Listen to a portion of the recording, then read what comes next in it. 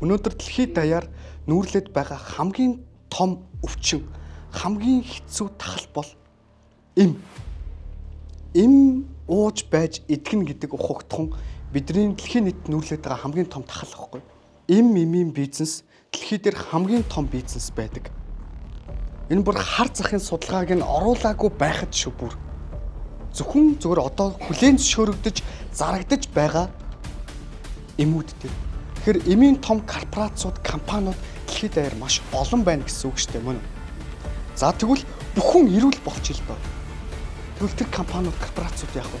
Зөв нүүдэлчид тухайн усыг зөв харахад тухайн ус эренцэгдэнэ. Бидний бүтээгч эсрүүгээ бүтээгч эсийг хинээс авсан руугаа хинээс улбаалж ирсэн рүүгээ харахгүйгээр эрүүл мэндийг дахиад ярина гэдэг маань өөрөө ингээд жоохон учир дутагдaltaй болчиход байна шүү дээ. Бүх зүйлсүүдийг амьтаа байлгадаг, энийг эргэлтэнд оруулдаг гол хүчин зүйл нь хүний сүнс байдаг юм аа.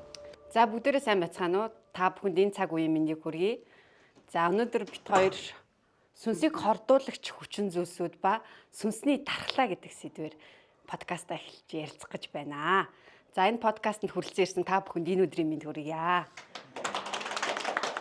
За өнөөдрийн подкастт маань нүүдэлчдийн бяцлаглалын үүсгэн байгуулагч, сүнсний коуч, дасгалжуулагч, улаан хүүгийн мөнх гайхамшиг багш маань ирсэн байна. За сайн байна танд энэ өдрийн мэнд хүргэе. За бүгдэнд нь энэ өдрийн мэндийг хүргье. За өнөөдөр подкастт чи оролцох болсондоо баяртай байна. Миша бас өнөөдөр баг анх удаа ингээд подкаст хөтлөөд явж байгаа байх. За хоёлаа сэдвээ эхлэхээс өмнө ер нь одоо эрүүл байна гэж юу хэлээд байгаа юм тий? За өвчтөй байх гэж юу хэлээд байгаа. Энэ хоёрыг эхлээд нэг тодлоод тэгээд үндсэн сэдвлүүгөө харъя гэж бодож байна. За та альнаас нь эхэлмээр байна. За ер нь өвчин юу вэ гэдэг дээр аваад үзэх юм бол тий. Дэлхий дээр байгаа хамгийн аюултай өвчин бол дэлхий өөрөө өвчлөх байхгүй. Дэлхий өвчлснөөр л бидний бүх өвчлөлүүд бид нар дээр ирж байдаг. Бид нар оршин амьдрахуугаа устгаад эхлэхээр л бид нар өөрсдөө устж эхэлдэг жамтай. Тэгэхээр бидний дэлхий устна гэдэг маань бидний агаар, ус, газар шороо, гал, моддууд те. Өнөөдөр тэгэхээр бидний Улаанбаатарын хэмжээнд аваад үзэх юм бол утаа ямар байна те. Агаарын бохирдол ямар байна? Бидний хөрсний эрүүл байдал ямар байна? Бидний ууж байгаа унтны ус маань ямар байна? Тэ? Энэ дээрээс бидний зүгээр эрүүл гэдэг зүйлийг ярих уу үгүй юу гэдэг маань өөрөө зүгээр бэлхэн гараал харж болж байна. Одоо оршихуй маань ийм байхад эрүүл байх талаар ярих нь өрөөсгөл байлгүй. Өрөөсгөл болчихж байгаа. Тэгээд дэлхийн нийтээр аваад үзэх юм бол дэлхийн одоо хит нэгтршил, хит одоо жишээлбэлтэй ингээд нөгөө нэг юм хитийдсэн хэрэглээнүүд энэ азооны давхарга нэмгэрж ийн гэж энэ дэлхийн дулаарал болж байна. Тэгээс сүүлийн үед корона гэд хүнд одоо жишээлбэл вирус өвчнгүүд гарч ирж шít. Энэ эцсийн дүндээ юу гэхээр бид нар оршихуйдаа яаж хандаж байгаа вэ гэдгээс шууд бид нар өвчлөх юм уу өвчлөхгүй юм уу гэдэг зүйл гараад ирж байгаа. Тэгэхээр бид нар ер нь бол эрүүл байдал гэдгийг юу гэж авч үзэх вэ гэхээр эхлээд яг амьдраад байгаа орчноо эрүүл болохгүй бол би хувь хүний эрүүл мэнд яриад нэмэргүй болчихж байгаа байхгүй. Өнөөдөр маш олон эмчнэр хувь хүний эрүүл мэндийн талаар ярьж байна маш саашаалтай. Гэхдээ хувь хүний эрүүл мэнд тэр хүн хаана амьдраад байгаа, юугаар амьсгалаад байгаа, юу идэж ууж байгаа юм тэрнээс шууд хамааралтай байхад бид нар гол үндсэн хундамаа буюу үндэс суурь үр үндсээ харахгүйгээр зөвхөн дээшгээ тэр нэг навч цэцгэн дээр нь л нэг эмчилгээ хийх талаар яриад байна л да. Тэгэхээр имийг улс суурьтайгаар нь авч үзэхгүй бол өдөр ирэх тусам вирус, корона гэдэг шиг энэ зүйлсүүд угаасаа дэлгэрэх нь ойлгомжтой зүйлээ. За тэгэхээр эрүүл мэнд гэдгийг одоо тавьчихандаа. Эрүүл мэнд гэдэг дээр ер нь өвчнгүй байхыг эрүүл мэнд гэж байгаа шүү дээ. Эрүүл гэдэг ухагтхан юунаас гараад байгаа вэ гэхээр ердөөсөл бид нар өвчнгүй байх юм байна. Бид нар оршихуйгаа өвчнгүй байлгах хэрэгтэй юм дэлхийгээ. Бид нар бусдыг өвчнгүй байлгах дээр анхаарч байж тэр дунд би өөрөө өвчнгүй оршино. За жишээлбэл би хүүхдтэд жишээлбэл вакцины хариулах шаардлагагүй гэж байна. Ягаад гэхээр бүх хүүхдүүд вакцины хариулж байгаа юм чи тэр өвчин гарахгүй шүү дээ. Үнэхээр л тэр нь үнэн бол шүү дээ. Тэгэхээр миний хүүхд вакцины хариулах шаардлагагүй байгаас тэ гэдэг шиг би зүгээр жоохон ёжилж гин гэсэн. Тэгэхээр нийт хүмүүс эрүүл байх юм бол би өвчлөх ямар ч одоо боломжгүй болоод ирчихэж шээ. Одоо нөгөө хүмүүсийн нэг ойлголт байна л да. Одоо сүнсний тархлаа, сүнсийг хордуулах хүчин зүйлүүд. Тэгэхээр хүмүүсийн магадгүй энд байгаа хүмүүс ихэнхийнх нь сонирхлыг татаад магадгүй энд хүрэлцэн ирэх шалтгаан болсон байх. За тэгвэл яг энэ сүнс эрүүл мэнд хоёр ямар холбоотой болчихвоо? Өвчин эрүүл мэндийн талаасаа. Одоо нөгөө нэг ийм эрүүл мэндийн шинжилэх ухаан, одоо сэтгэл судлалын шинжилэх ухаан, эрүүл мэндийн дотор одоо бөөрийн, илэгний, уушигны гэдэг хүний дотор байгаа эрхтнүүдийг бүгднийг ингээд салангад авч үзэж эмчилдэг. Тэгмүүд бөөрийн их эмчиж гэж байгаа шигтэй одоо уушигнэгч байд юм уу. Тэгэхэд хүний бие организм өөрөө тэр чигтээ нарийн систем дотор нэгдсэн хоорондоо уялдаа хамааралтайгаар оршиж байхад тэдрийг салгаж авч үзэж эмчнэр гарч ирээд байгаа байхгүй. За тэгвэл эрүүл мэнд дотроо зөвхөн хүний биеийн эрүүл мэнд дотроо тэгвэл сэтгэлийг тусдна. Тэгвэл тархи судлал тусдна. Ингээд мэдрэл тусдаа ингээд бүх юм ингээд салангад байгааз. Тэгээ энэ эрүүл мэндийн шинжилх ухаанууд хоорондынхоо уялдаа хамаарлыг гаргадаггүй. Энэ сэтгэл нь яаж хүнийхээ эрүүл мэндтэй уялдаад байгаа юм? Тархи оюун санаа нь яаж хүнийхээ эрүүл мэндтэй уялдаад байгаа юм? Тэр бүх зүйл байхгүй байгаа байхгүй. Тэг хин уялдуулах юм? Юу уялдуулах юм? Тэнгүүд үндсэндээ бол энэ бүх зүйлсүүдийг амьтаа байлгадаг, энийг эргэлтэнд оруулдаг гол хүчин зүйл нь хүний сүнс байдаг юм аа. За тэнгууд одоо ингээд энэ сүнсийг авч үзэхгүйгээр судлахгүйгээр сэтгэлийг судлахгүйгээр хүний бодол оюун санааг судлахгүйгээр биений эрүүл мэнд ярих маань үндсэндээ бол хүний биеийн за дээдл нь үсрээл нэг 5% хүрхүүдээ үгүйтэй. Тэгээ бид нар яг энэ 5% тагаа ноцолдоод ер нь бол нэг дунджаар эрүүл мэндийн шинжилх ухаан гэдэг салбар руу ороод бид нар за дээдл нь 300 жилиг үзэж байна уу да. Ийм хэмжээнд бид нэр зөвхөн яг энэ 5% дээр л ажиллаж байна. Одоо яг энэ даалт тухамсаар тархи судлал гэдэг талаас хүн яаж идэгдгийг, яагаад өвчлөлдгийг гэдэг талын юмсууд руу одоо дөнгөж орж ирж байна. Одоо энэ сэтгэл зүй, оюун санаа, ухамсар тал руу, сүнс тал руу. За энэ дээрээс одоо миний гол хариулах зүйл ихэр хүнд нөгөө энерги бий гэж байгаад байна те. Одоо сүүлийн үед хүмүүс нэлээд их сайн сонсож байгаа байх. За энэ дээрээс хамгийн гол зүйл нь сүнс эдрийг сүлэлдүүлдэг гэсэн чинь хамгийн анх бидэрт улаан цагаан эс гэдэг хоёр эс байна. Аав ээжээсээ авч штэ тухайн эсэг. За тэгвэл энэ дээр сүнс ам болж орж ирдэг. Тэгэхээр улаан цагаан эс нь савна. Сүнс бол ирж байгаа сайлна. Тэгэхээр савн ямар байхаас тухайн сайл хэр хэмжээнд ирэх вэ гэдэг зүйл гарч ирнэ. Тухайн савн дотор те жоохон бохир байхад сүү оруулчвал яах вэ? Гашлаа штэ те. Тэгэхээр бид нар удамшил гэдэг зүйлийн ухагтхууныг барьж авч үзэхгүй бол бид нар эрүүл мэндэг гэдэг ухагтхууныг суураар нь авч үзэж чадахгүй болчихж байгаа байхгүй. Тэгэхээр хүний удамшил өөрөө хэдэн 100 мянган жил тэссэж, өссөж, өөржиж, чанаржиж явж ирдэг тэр бодгол байж байна.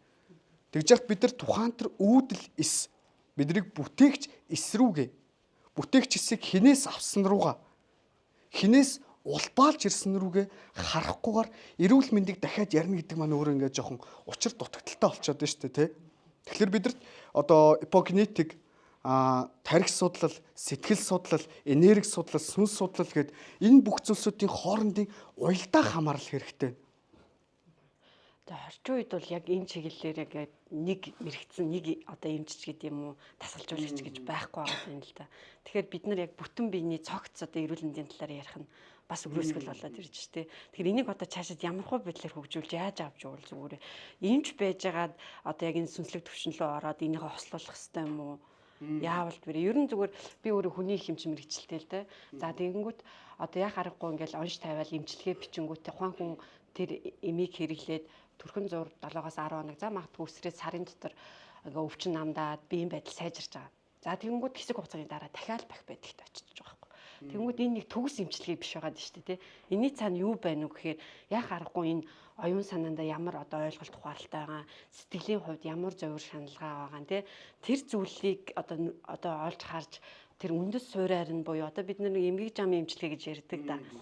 Тэрийг очиж л эмчлэхгүй бол энэ нэг биш байна гэдэг юм анзаарагдаад идэг байхгүй юу. Гэхдээ энийг яаж вэ гэдгийг нь ерөөсөө мэдэхгүй яваад идэг. Тэгээ энийг яг хэн хийдгийг ч бас мэдэхгүй тий.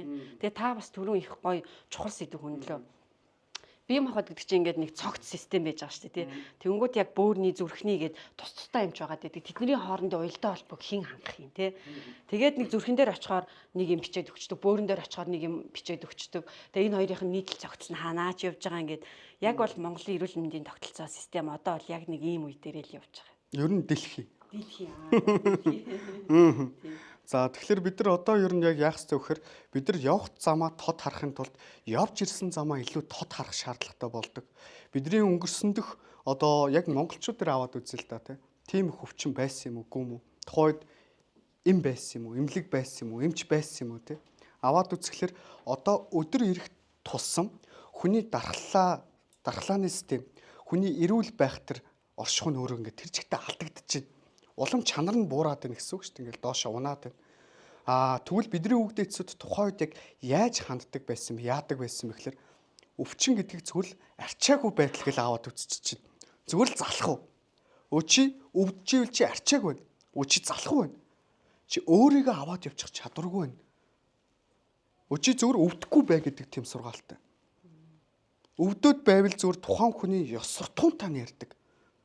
Тухайн хүний хичээл сэтгэлтэй, төвчээртэй, альва юмд ухамсартай, ухаантай байдалд нь хандж шууд.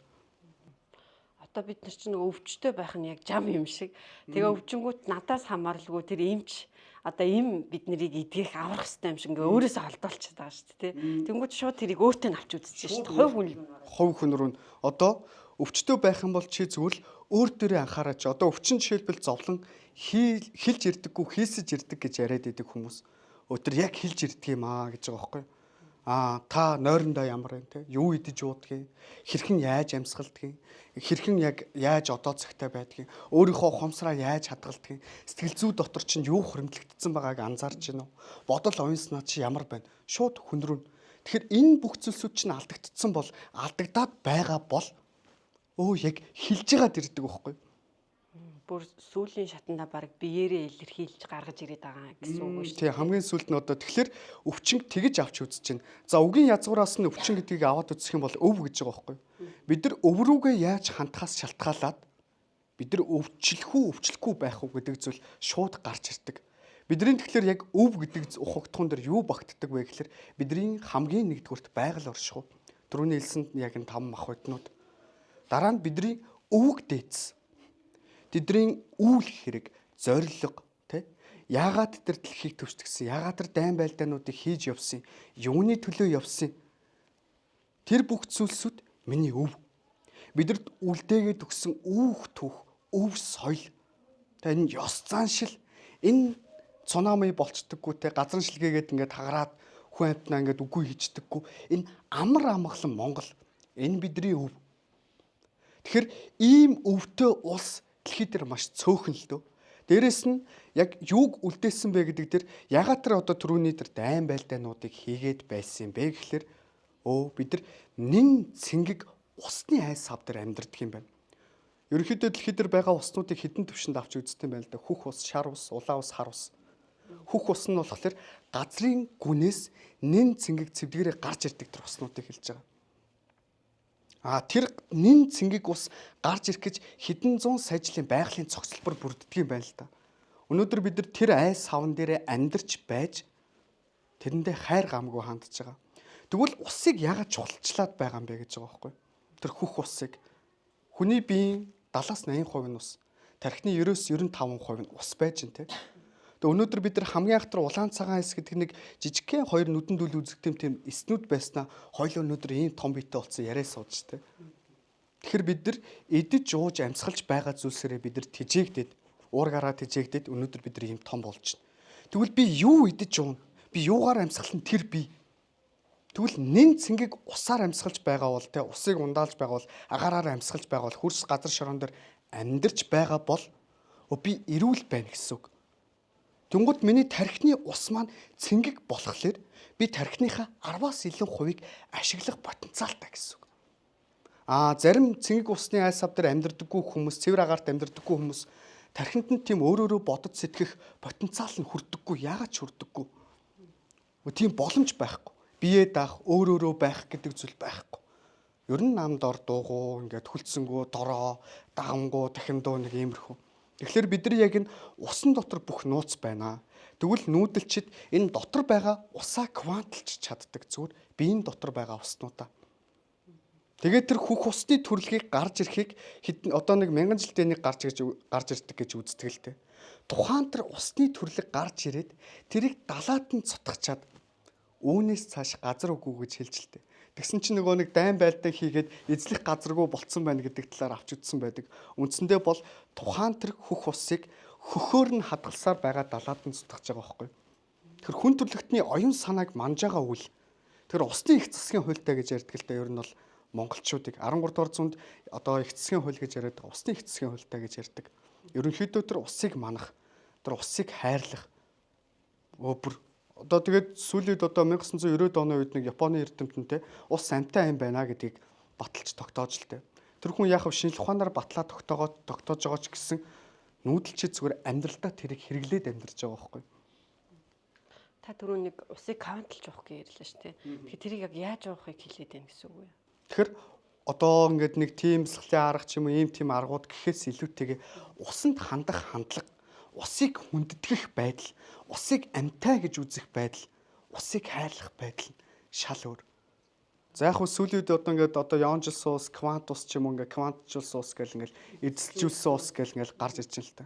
Зөвөр нүүдэлчид тухайн усыг зөв харахад тухайн ус ирэмблэгдэнэ. Зүгээр зөвхөн харахад л Яагаад вэ? харин яагаад юм бол танаас л. Яагаад вэ манайхаа? Бисээ хэлсэн шүү дээ. Тэр хүндэтгэж байгаа байдал, тэр усанд хандж байгаа хандлага нь бүр яс цусны үүгдээдсүүд нь өөрсдөө амьдрал нь ахуй өв соёл нь тэр чигтээ тийм байгаа хүмүүсийн ус нь эрүүл байхаас өөр аргагүй шүү дээ. Усыг зөв хүртэж байхдаа хүндэтгэж байхдаа тэр одоо яг ингээд байгаль дээрээ байхаас нь ахуулаад хайрлаад хүндэтгээ те. Тэр оршихуд нь ингээд цэвэр тунгалгаар нь байлгаж байснаа хүртэхдээ тэрийг таашааж, тамшаалж одоо те одоо ивэж, хайрлж, хүндэтгэж хүртэж байгаа байдал бол миний биеийн доторх ус ямар байхаас миний эрүүл мэнд, миний сэтгэн бодох, альва зүйл тэр амжилттай байх, амар тайван байх бүх зүйл шатгаалж байгаа байхгүй. Тэр хүний тархин дотор байгаа бүх нейронууд бин тархины эд эсүүдтэй хоорондоо бүгд холбогддгүй юм байна л да. Ягаад гэсэн энэ бүх уснууд цэвэрхэн биш. Тэгсэн чинь дэлхий дээр байгаа цэнгэг усны өсрөөд 1.2% нөлөө яг унтны усны хэмжээнд явд юм байна л да. Бусад усууд нь бохирдолтой. Үндсэндээ бол шорог гэж авч үздэг далайн уснууд гэж байна. Тэгэд ямар үед одоо далайн ус жишээлбэл цэвэршигддэг вэ гэхээр нөгөө тэр эрдэстэй ус буюу одоо шүлтлэг ус далайн өрөө давслаг байгаа шүү дээ. Тэр хорнуудыг нь шүүгээд тунгаагцсан цэвэр усан зөвхөн дээшээгээ уурсдаг. Зөвхөн тэрнэ. Тэгээ тэр нь буцаагаад үүл болоод буцаагаад бидний дээрээс орж ирдэг, хур болоод бууж ирдэг. За энэ болохоор нэг хэлбэр нь. Тэгэхээр цэвэршигдсэн ус нь л ууршаад байна шүү дээ, тий. Тэгвэл хүний бие дээр бас яг адилхан. Бидний биеэр гүйж байгаа цэвэрлэгдсэн уснууд л бидний оюун санааны онч өгөгдөл, аливаа зүйлийг сэтгэн бодох зүйл болж гарч ирдэг. Тэгэхээр бид нар энэ дотор байгаа усыг эрүүл байлгахгүйгээр, амьсгалж байгаа агаараа эрүүл байлгахгүйгээр бидний сэтгэн бодох аливаа зүйлд хэрэг хандах зүйл ярих нь өөрөө дараагийн асуудал тий. Одоо яг бидний амьдарч байгаа орчин нөхцөл бол одоо яг цаг нөхцөлийн хувьд бол маш утаатай аваад байна шүү дээ. Тэгэнгүүт нөгөө амьдарч байгаа агаар маань бохир байгаад байна. Одоо энэ дээр яг яах вэ тэгвэл? За би бүр эд шидлэг юм ярих гэдэг магадгүй. Тухайн одоо агарын бохирдлыг ер нь бол шийдэн ч юм уу, утааг шийдэн ч гэдэг юм уу. Энэ бол угаасаа боломжгүй л дээ. Ягаад гэвэл нэг хүнд ноогдох одоо шилбэлтэй Улаанбаатарт ноогдох газар нутгийн хэмжээ тухайн одоо Улаанбаатарын хүчил төрөгчийн хэмжээ гэж байгаа шүү дээ. Одоо ногоон байгууламж байт юм уу те. Энийний тоон угаасаа харьцангуй алдагдсан байхгүй гэсэн үг. Үндсэндээ нэг хүнд ноогдох агарын хэмжээ байхгүй. Цэвэр тунгалаг усны хэмжээ гэдэг зүйл байхгүй. Тэгэхээр мянга бид нар энэ харагдаж байгаа агаарыг нэг юм одоо нэг энд ингээд нэг юм бүүдэлсэн саарл хэсэг нь арилахаар өнөөдөр цэнгэг агаартай байна гэж боддоо шүү дээ. Гүү шүү тийм биш ерөөсөө. Тухайн нэг хүнд ноогдох төр нэг одоо куб метр квадраттай тухайн хүнд агаар нь хүрэлцэхгүй. Тэгэхээр хэд суурьчмал байданд л биднийг өвчлүүлнэ. Шууд. Тэгэхээр утаа бидний тархин дотор байгаа. Энэ гадаа харагдаад байгаа утаа болохоор бидний тархинаас гарч байгаа утаа байхгүй. Түгжрэл бас бидний тархи сэтгэл зүйн оюун санааны дотроос гарч байгаа түгжрэл. Тэрнээс энэ утааг байгаль үүсгээгүй, тэ? Утаа нь ямар буруу байгаа юм бэ, тэ? Тэрийг бид нар өөрсдөө л үүсгээд байгаа шүү дээ. Энэ машинуудад буруу байхгүй шүү дээ. Хүнд өөрт нь алдаа байна. Тэгээ түгжрэхгүй явах боломжтой л таа үг нь бол. Гэхдээ бид нар дотроо сэтгэл зүйдээ оюун санаандаа маш их түгжрэлтэй байгаа. Тэгэхээр бидний нөхцөл байдлыг бид нар их орондоо эзэн байх хэрэгтэй байна. Өнөөдөр эзэнгүй айлыг л ухдаг байхгүй хулгайч нар те. Тэгэхээр бид нар нэг хүнд ногдох газар нутгийнхаа хэмжээгээр дэлхийд дээр те ер нь бол ихний тавтаа орж байгаа. Ер нь баг нэгт явж байгаа гэж авч үзэж болно. Тэгж яхад бид нар яагаад Улаанбаатар Түхэн амынхын тал нь амьдраад байгаа юм бэ? Тэгээ бидрийг хүчээр энд нөгөө нэг дид бүтцүүдийн төвлөрүүлээд албаар их орон эзгүүцэлж байна. Ухчин, түнхчин, уул уурхаа христэрж штэ. Тэгээ тэн дээрээс нь Монголыг монголоор нь байлгадаг зүйл мал малчин хоёр. Нүүдлийн мал аж ахуй. Тэрийг байхгүй болгож байна одоо. Шахамдуулж байна те. Үндсэндээ өнөөдөр Монгол оршин тогтнох уугүй юу гэдэг зүйл яригадаад байхад бид нар энд зүгээр нэг махны мах үнд орсон хэрүүлээ яриад утаа төгжрөлтэйгээ ноцолцсон хэвээр байгаа байхгүй. За тэгэхээр бидний төгжрлийг утааг эх оронтойгоо эзэнтэй байлгах гэдэг зүйл бол ерөөсөө л хөдөөрөв нүх. Тэндээ очиж амьдрах орчингоо тий отог овг болоод өөртөө сайхан амьдрал л та тий. Тэрний одоо жишээ болгоод би өөрийнхөө нүүдэлч тэмцэхлийн багш нартайгаа сонжид нүүдэлчдийн хүрээгээд амьдрахаар одоо өөрийнхөө дид бүтц орчингоо бэлдээд явж байгаа. За энэ талаар одоо дараа нь яриа тий. За одоо тэр сүнсийг хордуулагч хүчин зүйлсүүд гэдээ ярьжсэн. Яг сүнсийг жишээлбэл юу хордуулад байна гэл та эхнээс нь ярьж л байна л да. Тэгээд таачаад хэлвэл бас. Бидний итгэл үнэмшил шууд хордуулагч хүчин зүйл сүрэг итгэл үнэмшлүүд. Өнөөдөр дэлхийд даяар нүүрлээд байгаа хамгийн том өвчин, хамгийн хэцүү тахал бол эм ууж байж идэгнэ гэдэг ухагтхан бидний дэлхийн нийт нүүрлээд байгаа хамгийн том тахал واخгүй. Эм шинж тэмдгийг дарнаа. Тухайн өвчнийг төр зүр ангаанаа. Шалтгааныг нь хизээч ангаахгүй. Дандаа шинжин байдал дээр ажилланаа. Тэгэд нэг эмийг уухад нөгөө эргэтэнгүүдээ өвчлүүлж байдгаа. Тэгээд жоохон эвгүйгээр хэлэхэд өнөөдөр дэлхийд даяар байгаа бүх хамгийн том бизнесүүдийг аваад үзэх юм бол уурах юм шүү. Нөгөө үндсэн бүтээгдэхүүн зарагдах шаардлагагүй, уух шаардлагагүй л тэр. Эмийн бизнес дэлхийд дээр хамгийн том бизнес байдаг. Энэ бүр хар захын судалгааг нь оруулаагүй байхад шүү бүр. Зөвхөн зөвөр одоо хүлээн зөвшөөрөгдөж зарагдаж байгаа эмүүд төр. Тэгэхээр эмийн том корпорацууд, компаниуд дэлхийд даяар маш олон байна гэсэн үг шүү дээ мөн үү? За тэгвэл бүхэн ирүүл болчих л доо. Тэгвэл тэр компаниуд, корпорацууд яах вэ? Тэгвэл тэд нар дампуурахыг хүсв үү? Тэд нар хоолндоо яах юм те одоо нөгөө нэг том бизнесүүдээ яах юм, түншлэл гэрээнүүдээ яах юм гэл тэд нар хизээч дампуурахыг хүсэхгүй нь ойлгомжтой бол бидрийг хизээч ирүүл байлгахыг хүлээн зөвшөөрөхгүй нь ойлгомжтой байхгүй юу? Тэгэхээр энэ дээрээс нөгөө албаар өвчтөй байлгаад эмээ зардаг гэсэн ухтхан гарч илэрхийлэх гэдэг гэсэн санаа юм. Ер нь бол нөгөө нэг альва зүйлийг ер нь үнэмшилтэй худлаа яриг үлэг те. Одоо худлаа зүйлийг одоо үнэн зүйлтэй хольж яриг гэдэг чинь худлаа зүйлийг те. Дундуур нь сайн зүйлсүүдийг өгнөө мэдээж одоо дэлхийн эрүүл мэндийн байгууллагыг би үгүйсэхгүй. Эрүүл мэндийн шилх ухааныг үгүйсэхэд байгаа юм биш. Гэхдээ энэний гаж нөлөө, энэний хор нөлөө, энэний цаадах 70 бизнесүүд яаж явагддаг талаар би зүгээр дэлгэрүүлж хамаагүй ярмааргүй. Гэхдээ тийм зүйл байдаг шүү. Тэгээ Монголд орж иж байгаа ихэнх эмийн бизнесүүдтэй, эмийн компаниуд орж иж байгаа юмуд хуурамч. Бүгд яг тийм их сурвалжтай яг зөв юмнууд бол биш. Ихэнх нь одоо наата цаанта юмнууд. Тэгээд тэр эмийн хэрэглээний зохис хэрэглээ энэ им яадгин гэдэг талаар ерөөсөө ярьдаггүй. Тэгээд дээрэс нь хүний сэтгэл зүйн оюунснаа түрүүний хэлсэн зүйлсүүдийг хизээч ярихгүй байхгүй тэд нар. Яг тэгвэл тэднийг ярьчих юм бол хүмүүс өөрсдөө эрүүл байчих гэдэг шүү дээ. Тухайн компаниуд дампуурчих гэдэг тийм. Тэгэхээр дэлхийн эрүүл мэндийн байгууллага сүүлийн үед одоо аутизмын тоо тийм эмгэгтэй согогтоод урж байгаа хүүхдийн тоо өдөр ирэх тусам ихсэж байгаа. Энэ юунаас болоод байгаа гэхээр ер нь бол бизнесийн хамааралтайгаар одоо компьютер дээр ярил л да тодорхой хэмжээнд тухайн вирусыг үүсгэж байж вирусын программыг араас нь шахдаг байхгүй. Ойлгож байна уу те? Тэгэхээр бидний өөрсдөн дотор ямар дархлаа байдаг вэ гэдэг дээр бид нар эмийг хамгийн эцсийн шатанд манай бол гадаадад амьдардаг монголчууд юм уу ер нь гадныхан те антибиотик гэдрийг барагтаа хэрэглэхгүй шүү дээ. Халууны юм өвчин хамдах эмийг барагтаа хэрэглэхгүй бүр үнэхээр зайлшгүй тохиолдолд хэрэглэнэ үхэс тэрийг барагтаа хэрэглэдэг шүү дээ. Өөрөө одоо жишээлбэл эмийн компанид ажиллаж ирсэн мэдж байгаа бах те. Тэд нар барагтаа хэрэглэхгүй. Тэд нар яаж иж яагаад болгодог.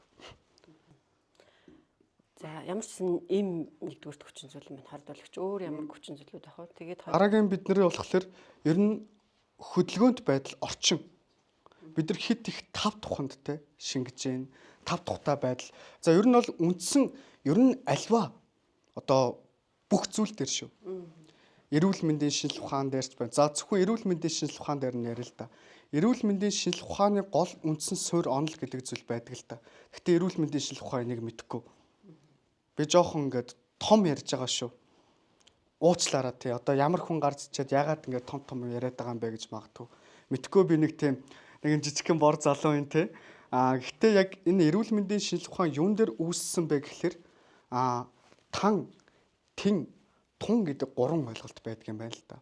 За бидний одоо ингээд тий тан уун гэж ярьдэн шүү дээ. Тэрний ухагт тухны талаар хүмүүс зөвхөн ингээл тан уух гэхээр ямар нэгэн зүйл ингээл тухай жороор бэлтгэгдсэн эмнүүдийг уух талаар яриад байдаг те. Одоо өв сургамжлуудаар яасан. Үндсэндээ бол тан гэдэг үг маань өөрөө танах гэдэг тухай. Илүүдэл зүйлсээ танчилт. Өөр чинь юу илүүдэд байгаа юм бэ? Сэтгэлийн хувьд, оюун санааны хувьд, биеийн хувьд те 5 метр хүн хувьд, идэж ууж байгаа юм суудын хувьд, сошиал хэрэглээч юм. Илүүдэл зүйлсүүдэд таньчхаа. Та эрүүл болно гэж байгаа байхгүй. Дараагийнх нь тун. Тун гэдэг нь юу гэж хэлж байгаа нөхөр? Өөрт хэрэгтэй шаардлагатай зүйлсээ тунгаар өөртөө өгчхөө та эрүүл байна гэж байгаа байхгүй. Тэгэхээр тун хоёр дээрс энэ хоёрынхоо тэнцвэрийг нь хадгалцгаа гэх тэн. Энэ гурван суурин дээрс бүх эмчилгээ хүн эрүүл байх, өвчтөө байх гэдэг бүх ухагтун гараад ирчихнэ. За энийг эрүүл мэндийн шинжилгээ ухаан дээр ярихад юм. Дахиад хүний амжилт дээр ярихад юу илүүдэд байгаа юм? Юу дутаад байгаа юм? Миний ямар тэнцвэр алдагдчихад байгаа юм? Өнөөдөр бидний дотор ерөнхийдөө хүний бие бол одоо гал, ус, агаар, газар шороо гэдэг үндсэн мах боднуудаас бүрдэж байна л да. Энэ тухайн мах боднууд нь хэр хэмжээнд байгаагаас шалтгаалаад хүний сэтгэл зүйн уналт юм уу, хөөрөлт, тайван байдал шууд хамаарч байна. Хүний бодож сэтгэх шууд хамаарч байна. Хүмүүсийн харилцаа шууд хамаарч байна. Хүний эрүүл байх шууд. Гал ихтэй хүн яадаг вэ? Омглон, ууртай, уцаартай, түргэн, дайчин, шаламгаа ийм ус ихтэй хүн зөөлөн, даруу, дүлгөн гэх мэт. Тэгвэл одоо бидний бүр усан мах бодтой байж, нэлэг гал мах бодтой байж, зүрх гал мах бодтой байж, уушиг агаар мах бодтой байж чинь. Тэр энэ 5 мах бод одоо энэ 4 мах бод одоо хэдэн ч мах бод байдیں۔ Тэ.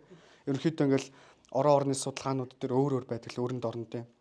Тэгэхээр за 5 мах бодоор нь аваад үзчихээ хүмүүсийн нийтлэг байдал ярьдгаар нь. Энэ 5 мах бод бидний бие дотор оршихдоо хэр хэмжээний тэнцвэртэй байгаа вэ гэдгээс хамаарат би өнөөдөр ямар байх нь шууд хамааралтай гарч ирж байгаа зүйл. Нэлээд нарийн төвчний ойлголтууд шүү. Тэгэхээр энийг одоо нэг бүрслэн задлаад ярих гэх юм бол одоо хоёлаа тусдаа бүр том хөтөлбөр гараад ирж байгаа. Хөтөлбөр нь байгаа л да мэдээж. За одоо тэгвэл нэгэнт ингээд сүнс харцчлаа тий эсвэл өвччлөө. Тэгвэл одоо яг ямар эмчилгээ хийх вэ? Тэр сүнсний дархлаа, сүнсний эмчилгээ гэдэг талаар нь таныг. За сүнсний эмчилгээ гэдэг дээр болохоор бид нэр энэ салангад байгаа зүйлсүүдээ эхлээд бүгднийг цогцсон байна гэдэг ухагтхуунаас нь эхлээд аваад үзчихье. За сэтгэл хэрэгтэй юм байна, энерги юм байна, бодол оюун санаа юм байна, тий? За тэгээ сүнс юм байна, бие юм байна. Энэ бүх зүйлсүүд хоорондын уялдаа хамааралтайгаар юм байна гэдгийг хүлээн зөвшөөрч. Би зөвхөн өвчлөөд байна гэдэг чинь зөвхөн биений хамааралтай зүйл биш юм байна гэдгээ ойлгочих. Мөн үү? За тэгээд эрүүл мэндэ бусдад даатгахаа болчих. Та одоохондоо өвчнгүй байж болох ч гэсэн хизээ нэг өдөр та өөртөө анхаарахгүй бол өөрийнхөө эрүүл мэндийг манаж сахиж явахгүй бол өвчлөх нь үнэн гэж байгаа байхгүй юу? Тийм болохоор одооноос өөртөө анхаараач. Өөрийнхөө гарт ямар нэг хизээ нэгэн өдөр намайг өвдөхөд эмнэлэг эмч гурав аварна гэдэг бодлоо аваад хайчаа. Миний дотор те өөрийгөө ангаах бүтэн механизм ажилтдаг юм байна. Хэрвээ өвчин гэдэг зүйл байгаагүй, өвдөлт гэдэг мэдрэмж байгаагүй бол бид нар зүгээр инээж явж байгаа л өвчих байхгүй. Өвчин биднэр дээр ирж байгаа хайр, тухайн эзний, тухайн бодгоолаа хамгаалж байгаа зүйл. Өвдөлт байхгүйсэн бол хаана өвдөж байгаагаа бид нар мэдэхгүй. Тэгэл өвчихнэ шүү дээ. Тийм болохоор өвдөлтийг хайрл гэж байгаа байхгүй. Өвдөлтийг өөрийг нь. Тэгээд тухайн тэр өв рүүгээ чингээр ор гэж байгаа. Өвчин гэдэг хаан ч өвдөд байгаа юм. Тэр чинь өв. Аав ээжээс чинь өвдөдс чи ирсэн өв байгаад шүү дээ. Илэг хүртэлтэй. Тэгвэл тэрлэгөө чингээр ороо буюу сонирхож судлын илэг яагаад өвддөг юм? Илгийг өвдүүлэх хүчин зүйлсүүд нь юу юм? Тэгээд одоо альва жишээлбэл ингээд нөгөө нэг сонирхож ойлгох хэмжээгээр л тухайн энерги хуримтлагддаг. Бид нар хаана анхаарлаа төвлөрүүлнэ тэнд энерги хуримтлагддаг. Бид тэгвэл илхэн дээрээ төвлөрөх юм бол тэнд энерги хуримтлагддаг. Тэгвэл төвлөрөхдөө би ямар сэтгэлээр, ямар оюун санаагаар, ямар төсөөллөөр, ямар мэдрэмжээр төвлөрөхөөс шалтгаалаад тухайн энергитэн ангагддаг буюу хүний өөрөө өөрийгөө ангаадаг даалт ухамсарын програм систем гэдэг зүйлийг өөрөө өөрийг нь ажиллаа хийх боломжийг нь олго. Тэгэхээр бид нар өвдөнгүүд шууд айна. Бид нар өвддөн шүү дээ. Одоо ямар нэгэн өвдөлтөд одоо биеийн дээр нэг мэдрэгдэн шүү дээ. Шууд бодол өвдөж эхэлнэ. Стресс, бодол ингээл түн бом замбрааг болж эхэлнэ. Сэтгэл тавгуурал түгшиж эхэлдэг. Тэгээ санаа зовниж эхэлнэ те. Би чинь өвдөж байгаа бол сэтгэлийг амгалан тайван байлга. Бодол оюун санааг тогтун тунгалаг байлга. Би чинь л өвдөж байгаа. Би чинь өвдөж байгаа сэтгэл рүүгээ хар, оюун санаа руугаа хар. Тэгээд даалт ухамсар өөрөө яаж ажилтдаг вэ гэхээр итгэл дээр суурилж ажилтдаг, төвлөрөл дээр суурилж ажилтдаг.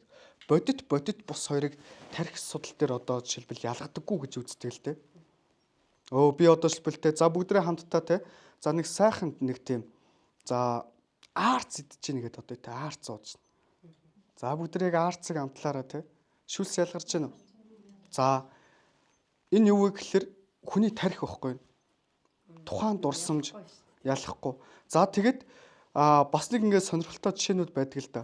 За өөрт чинь би өөрийг чинь хүндэлдэг, дээдэлдэг, итгэдэг хүн энэ зүйлийг өөрийг чинь энэ өвчнийг ангаана гэд өгнө.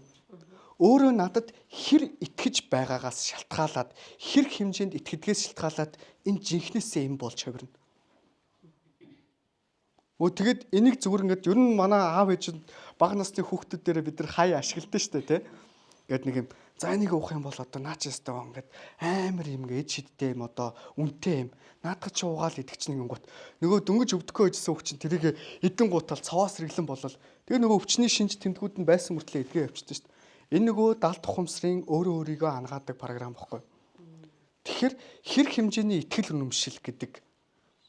За тэгээд нөгөө нэг одоо юун дээр өвөр Монгол руу манаахан одоо нэг багшийг зориод яваад байдаг те. За тэнд очихоор яадаг вэ гэхээр ингээд тэр багштайгаа эхлээд ямар ч сан барагтаа уулздаггүй л те. Бүгднийг ингээд нэг том зааланд оруулаад тэгээд ингээд бичлэг тавьж өгдөг. Тэгээд тэнд болохоор ингээд хүмүүсийн ингээд идгсэн түүхүүдийг ингээд телевизээр нь явж л байна. Явж л тэрийг л үзнэ. Тэгээд хүмүүс хамгийн анхнаасаа яаж нөхөр тэр хүн л ичдтэй юм шигээр эдгээдэг. Эдгэшгүй өвчнүүдийг эдгээдэг гэдэг итгэл үнэмшлэр зориод байгаа байхгүй. Итгэл үнэмшил. Мөн үү? Нөгөө сайн яриадсан. Тий итгэл. Нөгөө тэр хүн одоо бүр эдгэшгүй өвчнийг хүртэл ангаагаад байна шүү дээ, тэ. За тийм итгэлээр очиж байгаа. Нэгдүгürt. Хоёрдугаар гэх юм бол тийм тэгэж эдгээдэг гэдэг ингээд цуу ярианууд маш их. Энэ тэндээс одоо очсон чи тэр хүн л сайн гэдэг юмсуудыг зөндөө олон сонсцсон. За тэгэд очсон чинь идгсэн хүмүүсийн жишээнүүд ингээл бодтой идэгдсэн, ингэсэн тэгсэн. Тэгээд тухайн хүн ойролцоогоор 10 хоног тэр бичлэгээл үздэг л дээ. Ер нь бол энэ дээр юу гэж нэг ихлээр өвчлөл гэдэг програмыг тухайн хүн өвчлөлийн айдсыг, мэдрэмжийг, санаа зовнилыг боломжгүй гэдэг итгэл үнэмшлийн кодыг нь боломжтой идгэн та өөрийгөө ангаадаг хүн болгон идгэж болдог гэдэг итгэл үнэмшлийн кодоор солиод өчөж байгаа байхгүй юу? Ойлгож байна уу? Тэгээд тэр багшигаа тэр хүмүүс хараагүй ч гэсэн идгэж болоод байна шүү дээ. Тэгээд тэнд бүх хүн идгий гэдэг орон зай, эрүүл байна гэдэг орон зайн дээр зорж очиж байгаа тийм үү? Тэнгууд орон зай энерги нь хүртэл өөрөө тийм болчихж байгаа. Тэгэхээр энэ сонирн байгаа зү. Тэгэхээр энэ боломжтой байхгүй юу? Тэгээ энийг бүр нарийн наран шинжилээ заадаг одоо номоо ол өөрөө гаргацсан байлээ л дээ. Тэгээд тэр тухайн хүмүүс бас номыг нь авч уншдаг. Тэгэхээр хүн өвчлөл гэдэг зүйл бол бидний айх зүйл биш. Бидний илүү их хайрлах зүйл. Өвдөлт гэдэг зүйл бол бид нар шаналх зүйл биш. Илүү их хандалж, баярлаж талархах ёстой зүйл.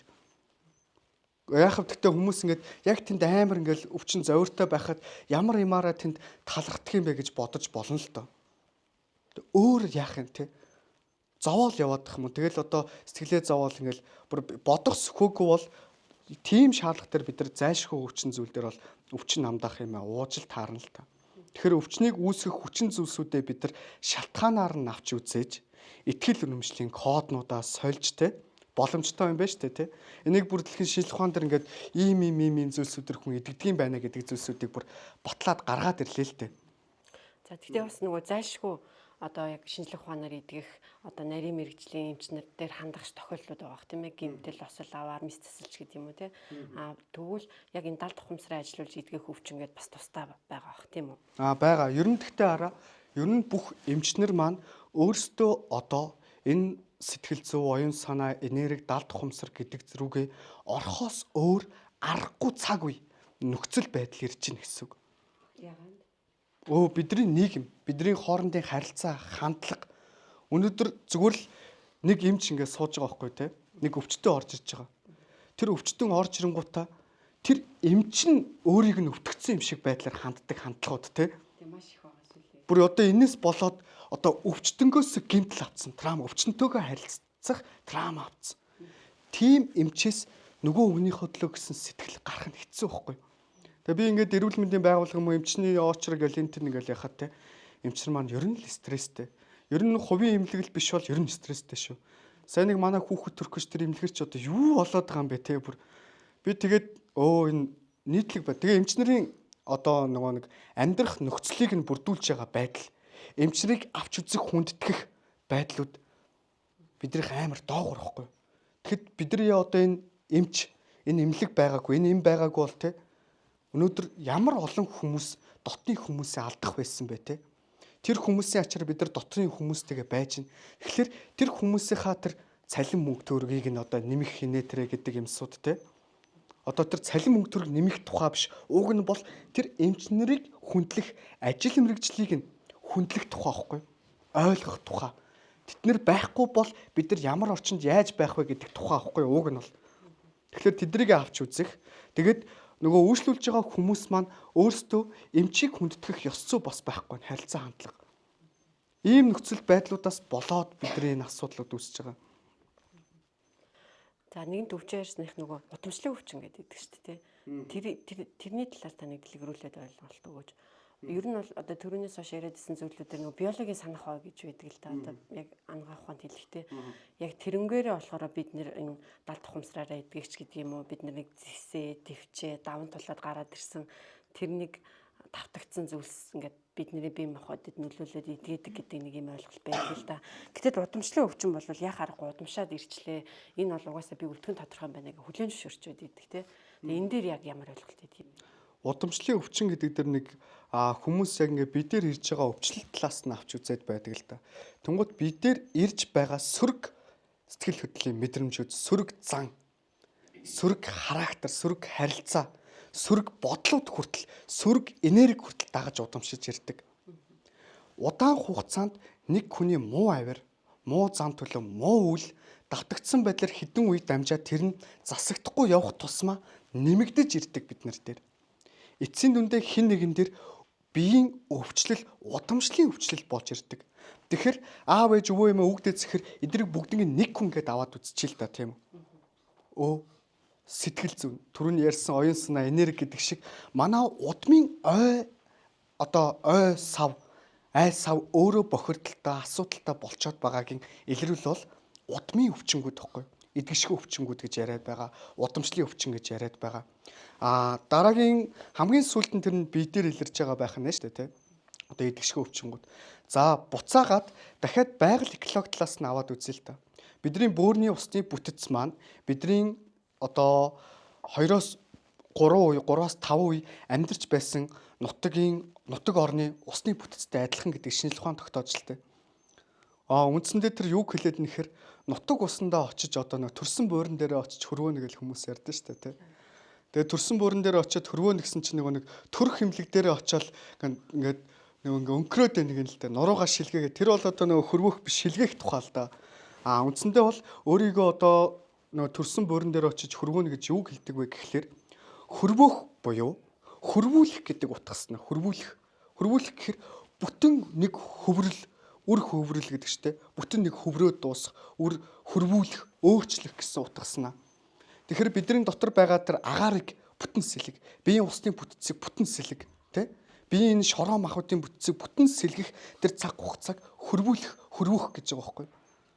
Тэгэхээр нөгөө нь бөөрөнд байгаа ус чи яагаад өвдөд байгаа юм те? Нутаг руугаа очиод тэр уснаас нь ойролцоогоор 2-6 сарын хугацаанд хүний биеийн усны те одоо бүх тогтолцоонууд бүтэн шинжлэгддэг гэж авч үздэг л те. Тэгэхээр нэг 6 сарын хугацаанд тухайн усыг яг эрүүл байгаа усыг нь тэгээд тэр газар шороогоор те хөлөөр яг гიშгэх тэр одоо цагаан эдэгээ хүртэх за тэгээд тэр орчиндөө амьдрах энэ өөрийн хүний биеийн бүх тэр там мохотын дархлаа системийн тогтолцоо ингээд бүтэн шинжилж өгдөг. Агаарын сэлгэгч нь усаа сэлгэн. Энийг бүгдийг нь хөрвүүл шинжлэх тухай байхгүй. Тэгсэн чинь нөгөө шинжлэх гээд байгаа нутаг оронд нь нөгөө булаг нь байхгүй болцсон. Нөгөө манай голынхан гэж ярьсан чинь нөгөө голгүй. Нөгөө гол нь байхгүй болцсон. Тэгээ манайхаа одоо нутаг орондоо 100 очдөг бол ийм жишээнүүдийг зөндөө харсан байх. Нөгөө нуур гэсэн чинь нуур нь шалбааг болцсон тий. Тэгээ уул уурхаа орцсон. Энэ явандаа бидэрт идэгшгүй өвчнгүүдийг шууд авчирдаг. Би жоохон нэг давцсан хэцүү юмсуудыг яриад байх шиг байна. Нөгөө энэ тэнд ингээл хүн амьтанд очиж үзүүлэхээр уул ус руугаа нэг оцсон дээр далуус савдгийн юм байна, тийм байна гэж яриад байгаанууд чинь. Тэгэхээр бидний биеийн организмын өөрийн чинь те үүсгэхэд байгаа тэр улаан цагаан эсийг чинь эцсийн дүндээ байгаль бүтээсэн шүү.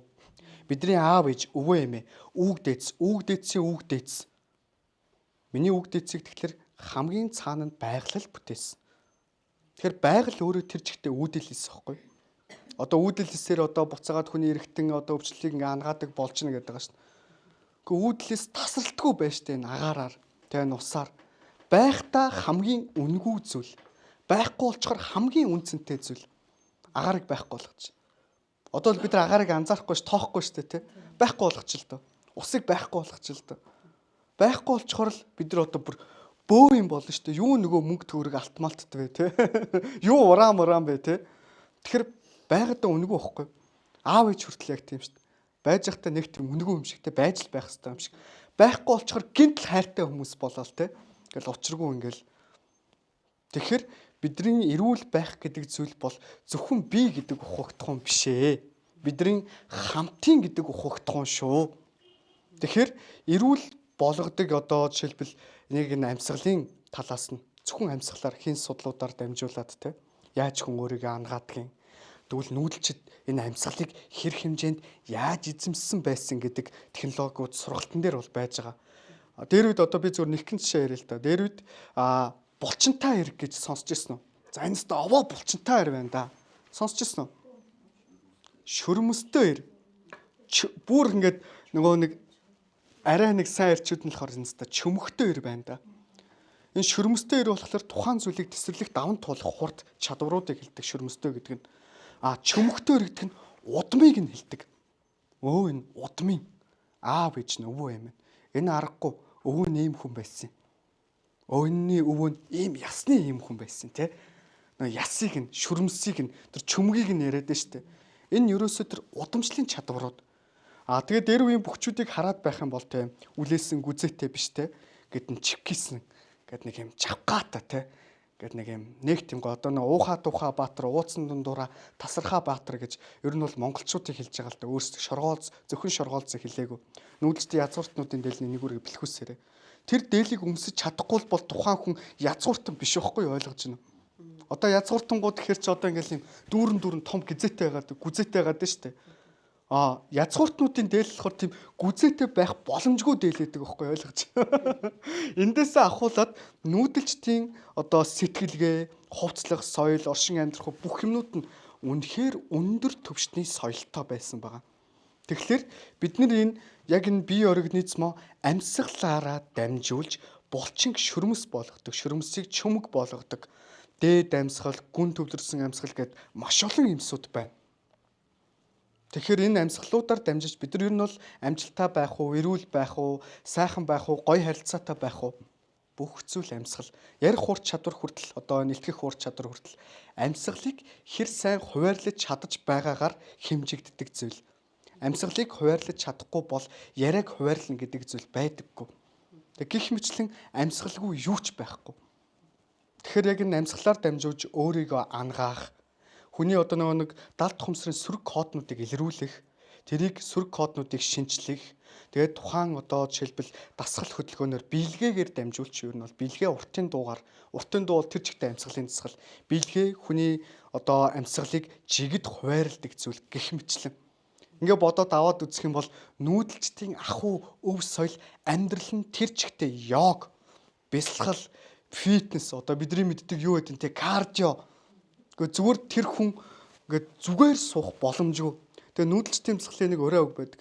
Зүгээр суухаар ядаж зүлгээд суулдаа гэж байгаа байхгүй те. Тийм болохоор бид нар эрүүл байх боломжтой шүү. Эрүүл байх чинь таны өөрийн чинь гарт байгаа шүү. Бидний үг дээдсүүд эрүүл байсаар ирсэн шүү.